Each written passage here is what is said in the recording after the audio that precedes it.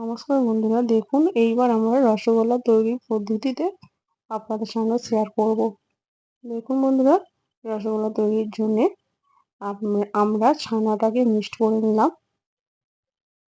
Mixed হয়ে গেছে, হাতে অল্প পরিমাণে তেল দিয়ে দিলাম, দিয়ে পরিমাণ মতো গোল গোল করে কেটে নিচ্ছি আমরা।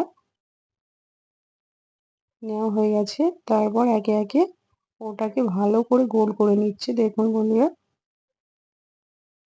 এটা হাতে তেল দিয়ে গোল করতে হবে, নাহলে গোল হবে না। গোল্লা রেডি হয়ে গেছে।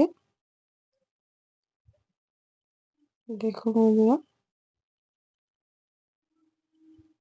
এবার কড়াতে আমাদের চিনি ফুটছে। দেখুন চিনির রসেতে দিতে হবে। ওটা ফুটছে দেখুন বন্ধুরা, টক বক করে। এবার আমরা দিয়ে দিয়েছি। কত সুন্দর ভাসছে দেখুন রসগোল্লা। দিয়ে দিচ্ছি একে একে। দেখুন এদিকে আমাদের চিনি ফুটছে ও গল্লা ভাসছে। দেখুন বন্ধুরা, কেমন হয়েছে বন্ধুরা কমেন্ট করে জানাবেন। গ্রামের পদ্ধতিতে রসগোল্লা। দেখুন এইভাবে নাড়াচাড়া করে দিতে হবে, যাতে না চিনির রসটা পড়ে যায়।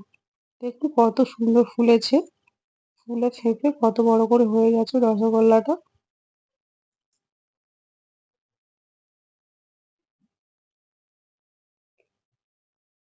দেখুন বন্ধুরা, আমাদের রসগোল্লা রেডি হয়ে গেছে, নামিয়ে নিয়েছি।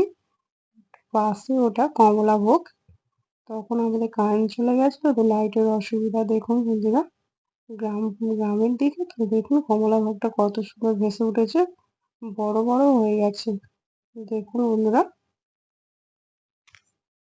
কেমন হয়েছে বন্ধুরা কমেন্ট করে জানাবেন, শেয়ার করে দেবেন।